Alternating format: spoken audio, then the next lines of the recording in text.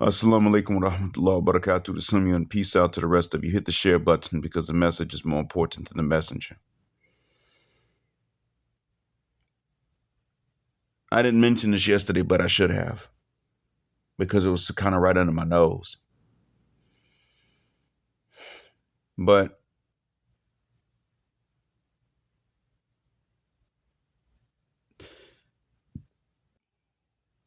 maybe it was so obvious I shouldn't have said anything, but the link between the dirty movie actress on the podcast, to whom I referred yesterday, and the Netflix miniseries Adolescence is an issue. I want you guys to stop and think as you listen to the sound of my voice about what those two have in common. And what they have in common is that, frankly, they both tell you that when you are not selected, and that means normal, that you are going to be met with a disdain and a hatred. If you are invisible, just stay invisible.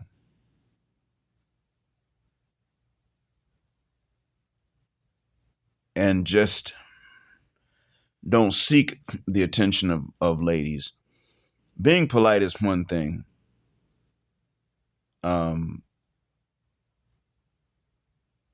But being polite at work is fine. Being polite at school, being good to your relatives. These are good things. These are things you should do. As long as you're allowed to.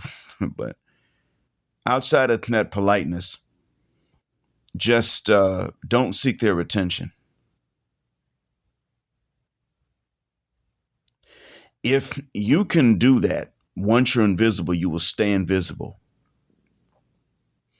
And I say that because there are men that are not repulsive per se, they're just invisible.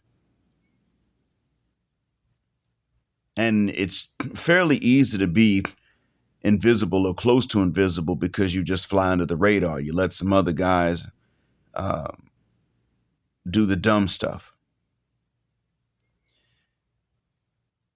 or be outrageous or show themselves with whatever the case is. You do that.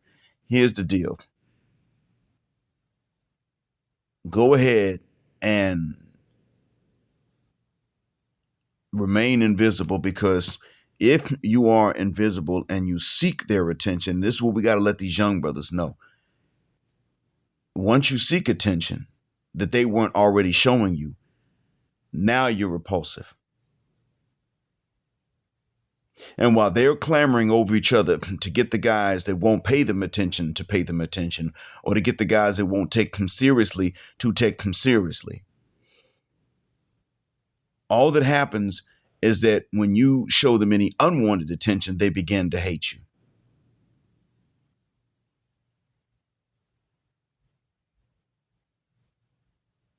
That's all.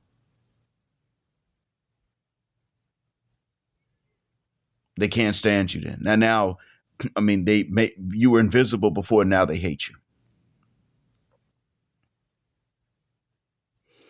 So keep that in mind. Adolescence was really about, at the end of the day, it was not about, looking at the storyline that the creator wrote, the one who played Jamie Miller's dad. Look at that storyline. It wasn't really about a boy that just couldn't handle rejection. It was actually about a boy that did not react with violence until he was pushed on the ground, but he overreacted to it, and therein lied the tragedy. But she pushed him to the ground because he offered to take her to the fair without being the guy that she wanted to make that offer. That was what this plot was about. The contempt for the unwanted man.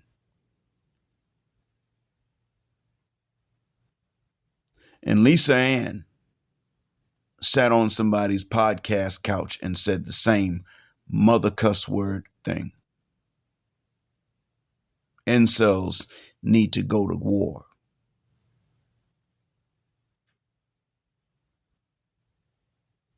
Is that what we're doing?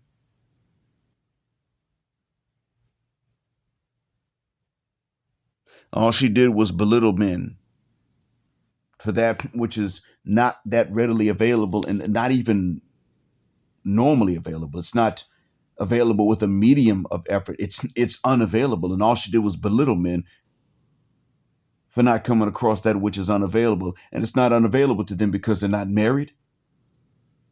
If they got married, it would still be unavailable to them. Being cheated on would be available to them.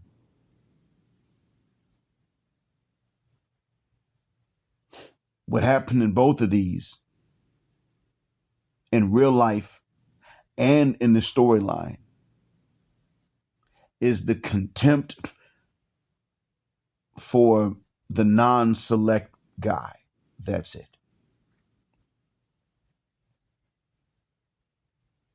I don't want you. And if you're under the radar, I don't see you. But if you try to get attention, I don't want to give you. Now I hate you. And I want you dead. And that's what that came down to.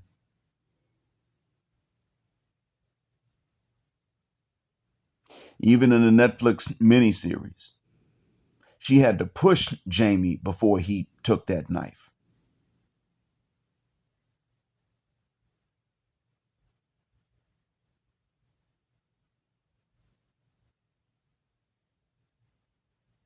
Even in fiction, they couldn't write about him just snapping for no odd reason.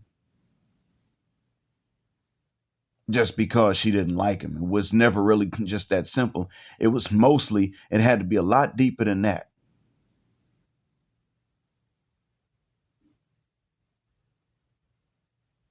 And then in real life, what happens?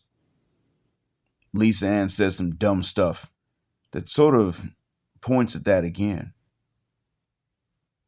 But the thing is about that, what both of these show, is that it is so ridiculous to even think that straight men start this gender conflict. It's so ridiculous they can't even write it into a fiction miniseries.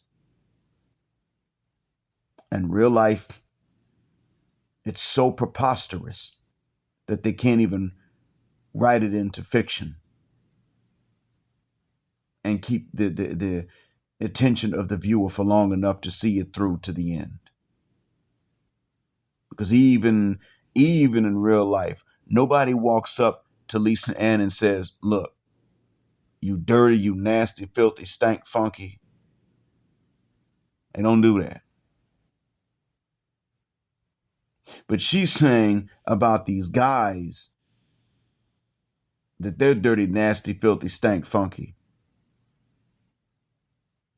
What does that make her?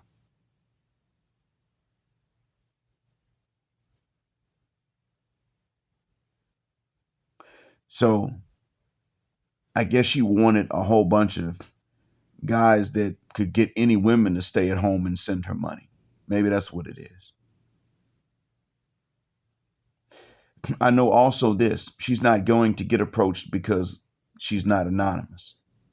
Even to film content, unless she's only filming it with herself, which, and I don't know. I mean, I can't imagine that that would really get her the same revenue anyway. So I guess to make the revenue she wants to make, she has to call some guys up and tell them, let's film. Even then, and maybe that's what makes her mad.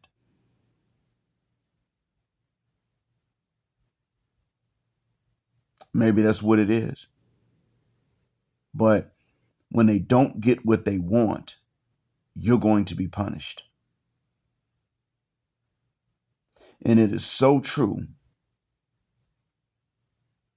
that it has to be featured even in fiction for it to be realistic enough to have a viewership and an audience. Keep that in mind. That's how much you're hated. And if we just let these young cats know that that's what's out there waiting for them,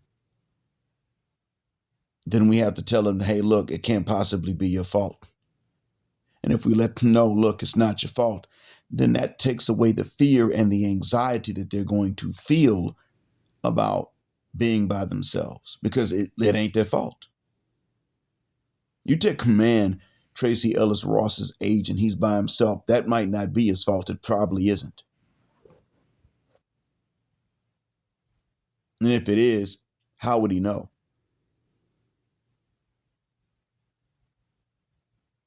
You take her being single at that age. No, that's on her. She had a choice.